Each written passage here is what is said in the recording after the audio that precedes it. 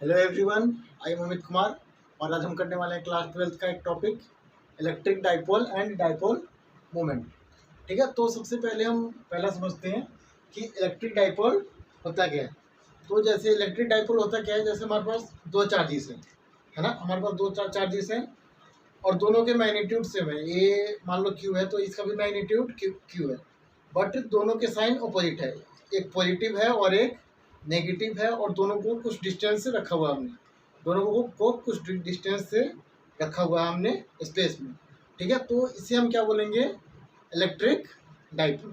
ठीक है, जैसे हमारे पास एक पॉजिटिव चार्ज है ना, और एक नेगेटिव चार्ज है। ठीक है, अब हमने मान लो कि इन दोनों के बीच में डिस्टेंस डी है। ठीक है, इन दोनों के बीच में डिस्टेंस डी है, तो इन दोनों कॉम्बिनेशन ऑफ चार्जेस यानी pair of charges separated by some distance, उसको हम क्या बोलते हैं, डाइपोल। इस पूरे दोनों कॉम्बिनेशन को क्या बोलते हैं हम, दोनों चार्जेस के कॉम्बिनेशन को हम क्या बोलते हैं, डाइपोल, जो कि कुछ डिस्टेंस से रखे हो। ठीक है ना, तो हम क्या बोल सकते हैं, electric dipole is a pair of opposite charges separated by some distance, और ये डिस्टेंस कुछ भी हो सकता है। ठीक है, यानी और दोनों चार्जेस को कंबाइन करें तो इस पूरे डाइपोल को अगर एक सिस्टम मान लें, इस पूरे डाइपोल को अगर एक हम सिस्टम मान लें, तो पूरे सिस्टम का नेट चार्ज क्या आ जाएगा, डाइपोल के अंदर पूरे सिस्टम का नेट चार्ज क्या आ जाएगा, Q net is equal to 0, यानी जितना पॉजिटिव चार्ज है उतना ही नेगेटिव चार्ज है। ठीक है, तो समझ में आ गया डाइपोल क्या होता है, कि pair of opposite charges separated by some distance. अब हम समझते हैं कि डाइपोल मोमेंट क्या होता है। डाइपोल मोमेंट, अब डाइपोल मोमेंट क्या होता है, तो वो क्या होता है, इन दोनों में से किसी एक चार्ज का मैग्नीट्यूड ले लें, इन दोनों में से किसी एक चार्ज का मैग्नीट्यूड ले लें और उसको दोनों के बीच में डिस्टेंस से मल्टीप्लाई कर दें।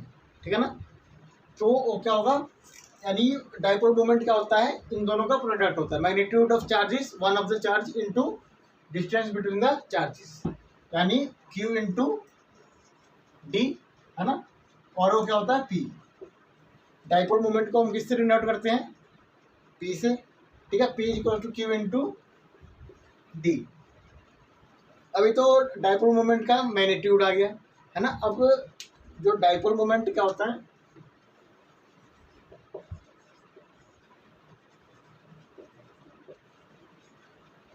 ये तो मैग्नीट्यूड ऑफ डाइपोल मोमेंट आ गया। अब डाइपोल मोमेंट क्या होता है, वेक्टर क्वांटिटी होता है।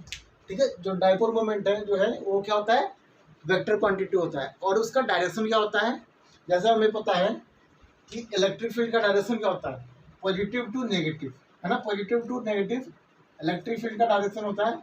उसी तरीके से जो डाइपोल मोमेंट होता है उसका डायरेक्शन क्या होता है, फ्रॉम नेगेटिव से स्टार्ट होता है, पॉजिटिव पे खत्म होता है, यानी फ्रॉम नेगेटिव टू पॉजिटिव, है ना। यानी जस्ट अगर पॉजिटिव चार्ज है और नेगेटिव चार्ज है तो इलेक्ट्रिक फील्ड का उल्टा अपोजिट डायरेक्शन में ले ले तो वो क्या होगा, डाइपोल मोमेंट का डायरेक्शन, है ना।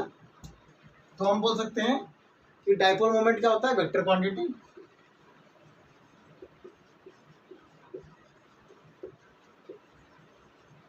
इज अ वेक्टर क्वांटिटी, है ना, बोल सकते हैं। और इसका डायरेक्शन क्या होता है, डायरेक्शन क्या होता है, from negative to positive.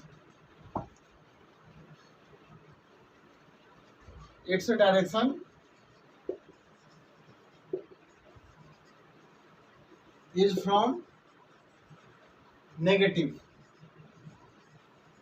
Charge to positive charge, है ना, नेगेटिव चार्ज टू यानी minus Q to plus Q, है ना, फ्रॉम नेगेटिव टू पॉजिटिव।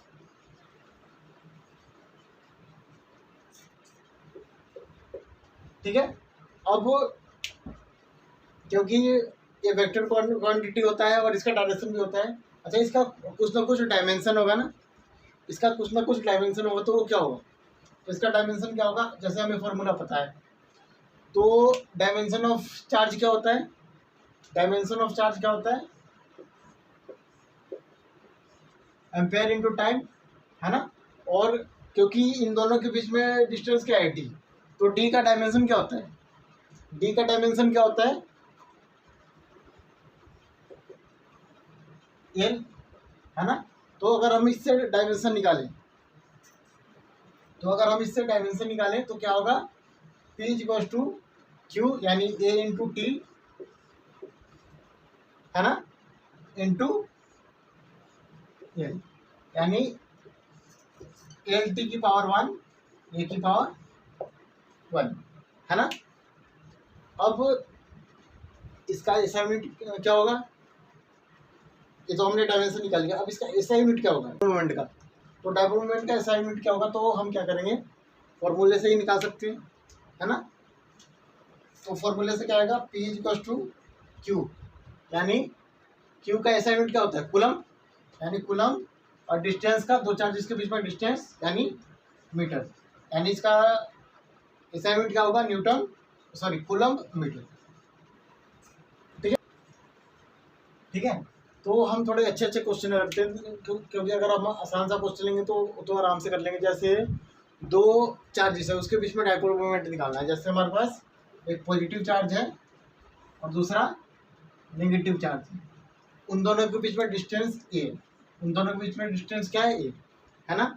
तो इसका डायपोल मोमेंट क्या होगा, इसका डायपोल मोमेंट क्या होगा, P इक्वल्स टू Q यानी मैग्नीट्यूड ऑफ चार्ज, यानी Q ले लेते हैं इंटू ए, है ना। और इसका डायरेक्शन क्या होगा, फ्रॉम नेगेटिव टू पॉजिटिव, है ना, फ्रॉम नेगेटिव टू पॉजिटिव, ये हो गया।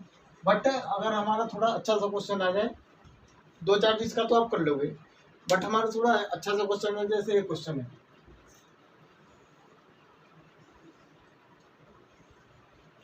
ये इक्विलेटरल ट्राइंगल है ना, साइड ये है और ये, ठीक है। और यहाँ पे चार्ज जो है यहाँ पे रखा हुआ है -3Q, है ना, यहाँ पे Q चार्ज है और यहाँ पे 2Q है, यहाँ पे 2Q है, यहाँ पे Q है, यहाँ पे -3Q है।